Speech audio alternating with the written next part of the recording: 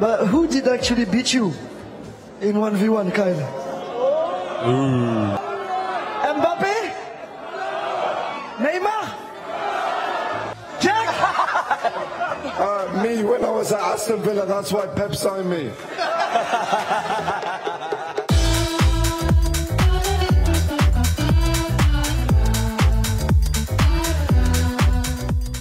Et bienvenue dans la quotidienne tout le monde, il était trop chaud, un peu trop chaud d'ailleurs, hein. Jack Grealish, hier lors des célébrations du titre de City à Manchester, le gars il a fait le show toute la journée. Bon là en gros il nous explique que Pep l'a recruté à City parce qu'il avait tapé Kyle Walker en 1 contre 1. Ok, un peu plus tôt dans la journée, il avait expliqué pourquoi les Citizens avaient été sacrés champions dimanche dernier, lors de leur dernier match face au petit gars de Steven Gerrard. I want to thank everyone, but the main person that I want to thank is Bernardo Silva for coming off in the 70th minute, because he was miles off it yesterday. Keep Jack Grealish on the fucking bench. Ah, une dernière petite chose, on a beaucoup aimé en revanche Jack Grealish en mode petite dédicace pour Riyad Mahrez. Voilà. Ça scène. Ça va bien. Officiel. Ouais, Manuel Neuer a prolongé son contrat avec le Bayern Munich jusqu'en 2024. Voilà, on rappelle que le gardien de la Mannschaft est au club depuis 2011.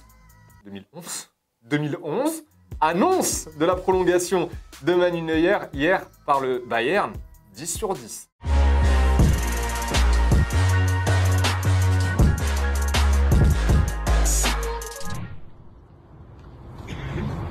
Du, ich glaube, die meinen mich.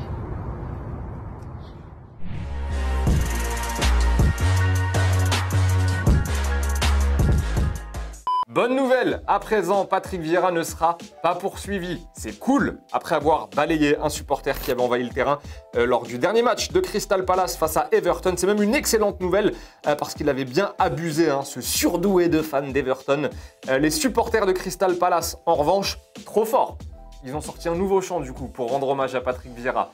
Toujours beaucoup d'inspiration.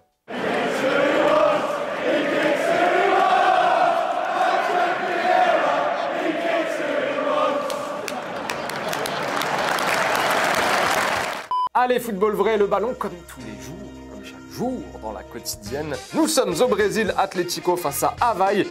Penalty, Panenka raté, mais derrière, penalty. Hein. Bon, abusé, franchement, on a checké tous les ralentis.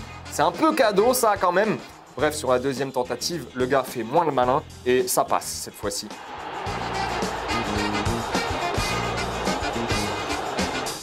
Et une pensée pour un joueur du FC Bâle aujourd'hui, Patim Kassabi, qui jouait son dernier match lors de l'affiche face à Lugano. Et il rentre en cours de jeu, il marque après un superbe mouvement collectif, un très joli but pour sa dernière. Du coup, il se dit, je vais faire tomber le maillot. Voilà, hein, il s'en fout du jaune, c'est son dernier match. Problème, seulement 3 minutes plus tard, il commet une faute, deuxième jaune, et ben, il pleure.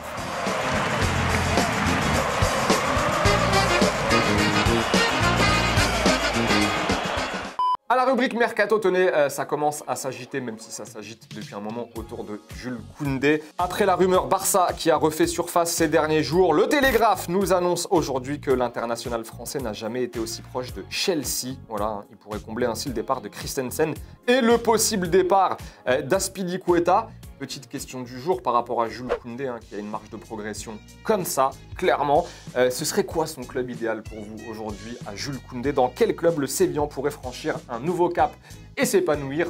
Vous nous dites ce que vous en pensez. On en reparle demain. Et en parlant de Mercato, tenez, déclaration de Mikel Arteta, le coach d'Arsenal chez nos confrères d'RMC. Il a été interrogé sur la situation de William Saliba et mauvaise nouvelle, hein, très mauvaise nouvelle même pour l'Olympique de Marseille. Regardez ce qu'il déclare. Il faut qu'il revienne. En parlant de Saliba, évidemment, il a l'expérience et l'environnement nécessaire pour être compétitif avec nous. Voilà. Bon, on verra ce que ça va donner, mais visiblement, pas trop chaud pour le laisser retourner à l'OM, William Saliba.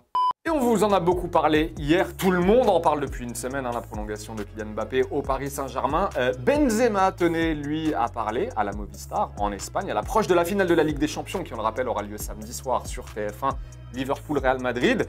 On lui a demandé s'il était en colère. Voilà, après qu'Mbappé a prolongé au PSG, Benzema qui déclare en colère. Non, je ne suis pas en colère. Je peux juste vous dire que je suis concentré sur la finale de la Ligue des Champions qui est plus importante. Voilà, bon, pas de ressentiment visiblement. En même temps, ça paraît normal. Kylian Mbappé, lui, de son côté, a juste signifié qu'il échangerait probablement, peut-être, avec Karim Benzema lors du prochain rassemblement de l'équipe de France. 2 commentaires sélectionnés en réponse à la question d'hier. On vous demandait hier si vous étiez confiant pour le Paris Saint-Germain la saison prochaine. Vincent nous dit je ne vois pas Paris faire mieux. On ne construit pas une équipe avec des millions, mais un état d'esprit.